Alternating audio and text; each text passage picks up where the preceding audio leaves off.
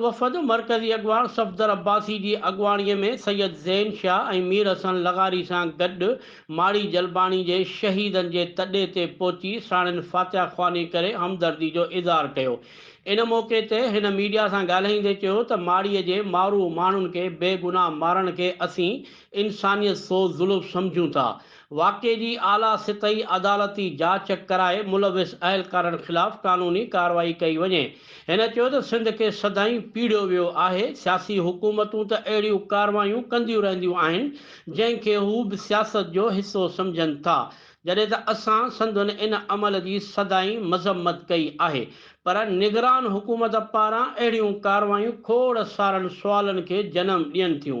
हिन इहो बि चयो त सैयद ज़ैन शाह खे सलाम पेश कयूं था जंहिं शहीदनि जी मालिकी करे एहतजाज रिकॉर्ड करायो ऐं निगरान सरकार समेत इंतज़ामिया आॾो 3 मुतालबा रखिया।